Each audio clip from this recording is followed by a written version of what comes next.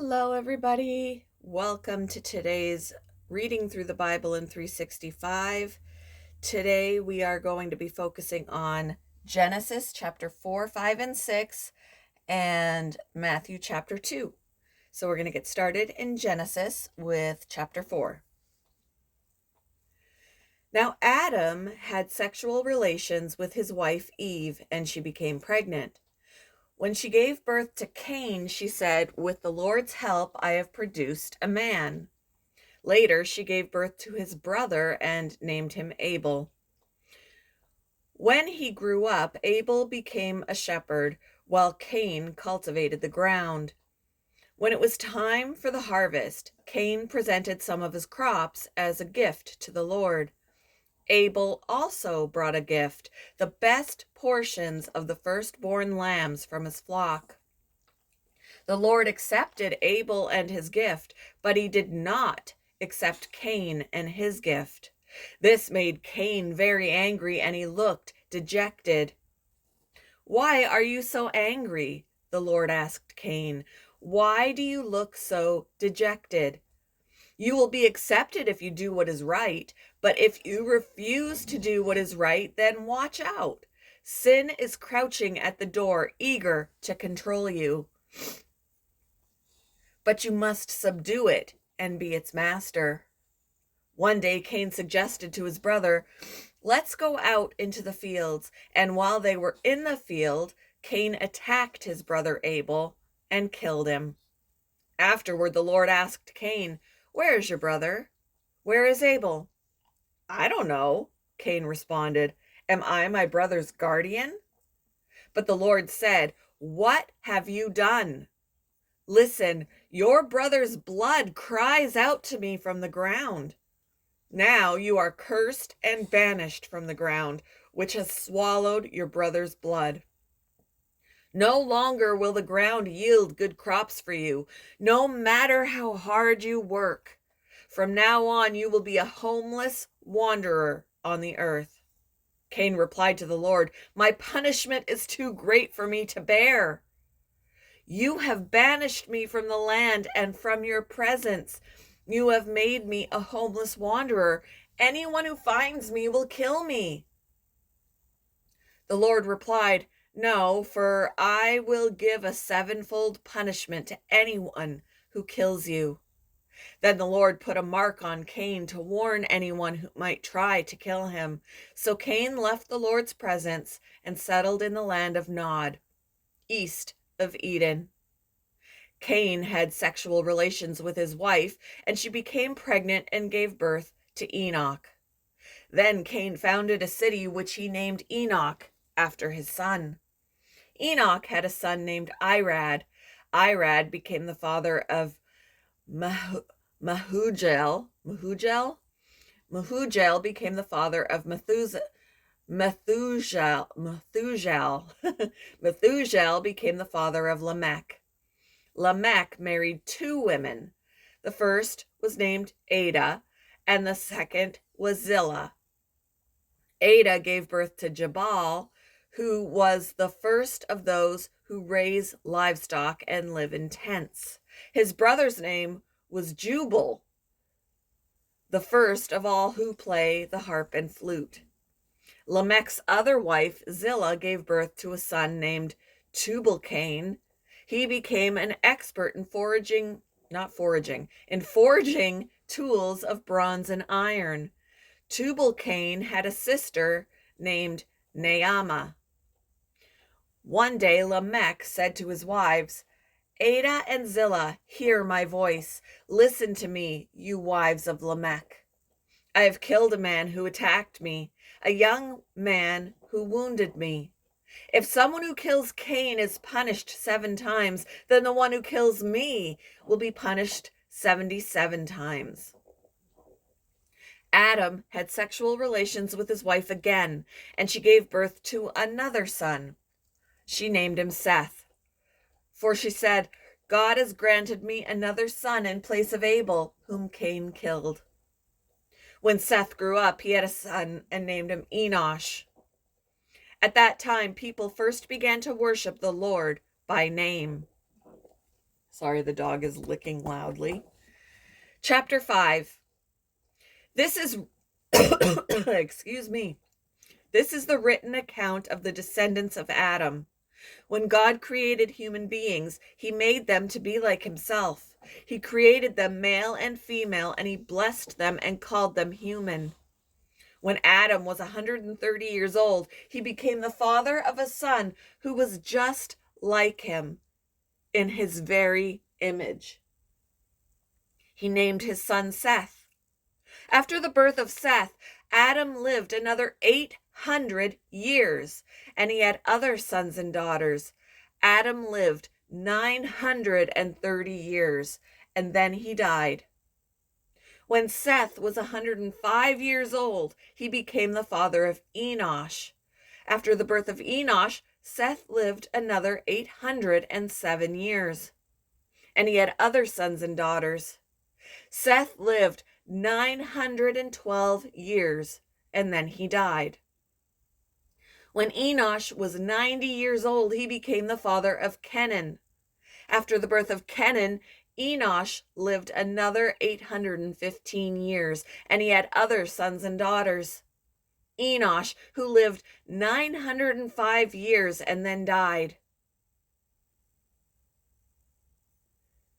When Kenan was 70 years old, or Kenan, he became the father of Mahalalel. After the birth of Mahalalel, Kenan lived another 840 years, and he had other sons and daughters. Kenan lived 910 years, and then he died. When Mahalalel was 65 years old, he became the father of Jared. And after the birth of Jared, Mahalalel lived another 830 years, and he had other sons and daughters. Mahalalel lived 895 years, and then he died. When Jared was 162 years old, he became the father of Enoch. After the birth of Enoch, Jared lived another 800 years and had other sons and daughters. Jared lived 962 years, and then he died. When Enoch was 65 years old, he became the father of Methuselah. After the birth of Methuselah, Enoch lived in close fellowship with God for another 300 years, and he had other sons and daughters. Enoch lived 365 years, walking in close fellowship with God. Then one day he disappeared because God took him. When Methuselah was 187 years old, he became the father of Lamech. After the birth of Lamech, Methuselah lived another 782 years and had other sons and daughters. Methuselah lived 969 years and then he died. When Lamech was 182 years old, he became the father of a son. Lamech named his son Noah, for he said, "May he bring us relief from our work and the painful labor of farming this ground that the Lord has cursed." After the birth of Noah, Lamech lived another 595 years, and he had other sons and daughters. Lamech lived 777 years, and then he died. After Noah was 500 years old, he became the father of Shem, Ham, and Japheth. Chapter 6. Then the people began to multiply on the earth, and daughters were born to them. The sons of God saw the beautiful women and took any they wanted as their wives. Then the Lord said, "My spirit will not put up with humans for such a long time, for they are only mortal flesh. In the future, their normal lifespan will be no more than 120 years." In those days, and for some time after, giant Nephilites lived on the earth, for whenever the sons of God had intercourse with women, they gave birth to children who became the heroes and famous warriors of ancient times. The Lord observed the extent of human wickedness on the earth, and he saw that everything they thought or imagined was consistently and totally evil. So the Lord was sorry he had ever made them and put them on the earth. It broke his heart. And the Lord said, I will wipe this human race I have created from the face of the earth. Yes, and I will destroy every living thing, all the people, the large animals, the small animals that scurry along the ground, and even the birds of the sky. I am sorry I ever made them. But Noah found favor with the Lord. This is the account of Noah and his family. Noah was a righteous man, the only blameless person living on earth at the time, and he walked in close fellowship with God. Noah was the father of 3 sons, Shem, Ham, and Japheth. Now God saw that the earth had become corrupt and was filled with violence. God observed all this corruption in the world, for everyone on earth was corrupt. So God said to Noah, I have decided to destroy all living creatures, for they have filled the earth with violence. Yes, I will wipe them all out along with the earth. Build a large boat from cypress wood and waterproof it with tar inside and out. Then construct decks and stalls throughout its interior. Make the boat 450 feet long, 75 feet wide, and 45 feet high. Leave an 18-inch opening below the roof all the way around the boat. Put the door on the side and build 3 decks inside the boat, lower, middle, and upper. Look, I am about to cover the earth with a flood that will destroy every living thing that breathes. Everything on earth will die, but I will confirm my covenant with you. So enter the boat, you and your wife and your sons and their wives. Bring a pair of every kind of animal, a male and a female, into the boat with you to keep them alive during the flood. Pairs of every kind of bird, every kind of animal, and every kind of small animal that scurries along the ground will come to you to be kept alive. And be sure to take on board enough food for your family and for all the animals. So Noah did everything exactly as God had commanded him.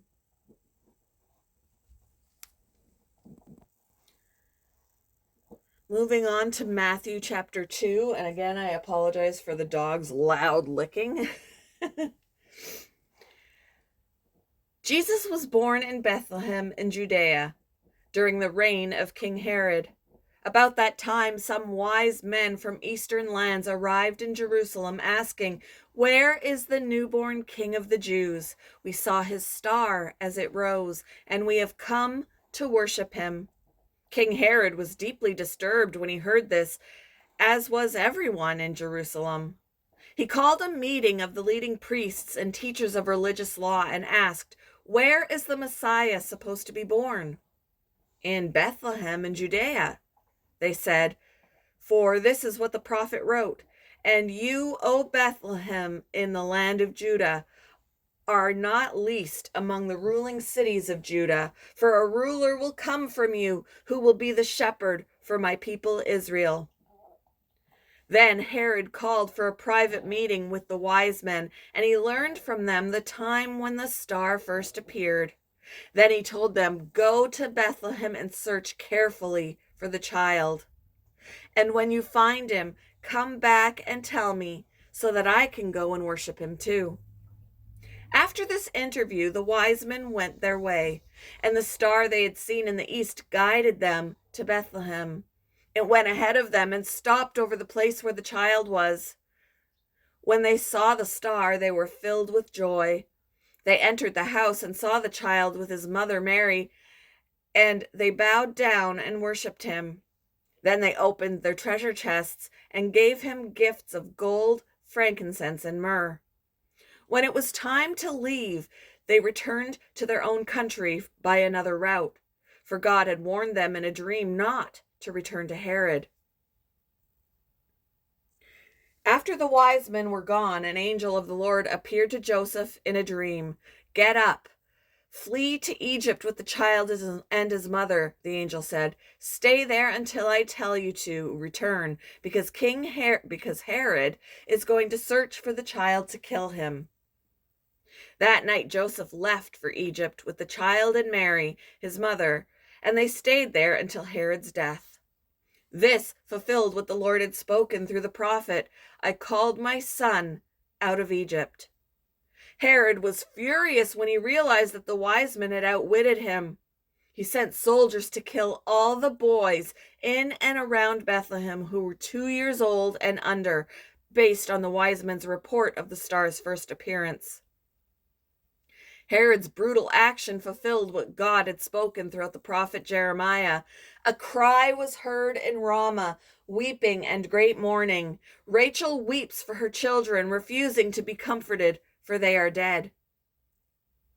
When Herod died, an angel of the Lord appeared in a dream to Joseph in Egypt. "Get up," the angel said. "Take the child and his mother back to the land of Israel, because those who were trying to kill the child are dead." So Joseph got up and returned to the land of Israel with Jesus and his mother. But when he learned that I can speak. But when he learned that the new ruler of Judea, was Herod's son, Archelaus, he was afraid to go there. Then, after being warned in a dream, he left for the region of Galilee. So the family went and lived in a town called Nazareth. This fulfilled what the prophets had said: "He will be called a Nazarene." Thank you for joining me for today's reading through the Bible in 365. I hope you all have a wonderful Thursday, and I will see you in the next one, guys. Bye.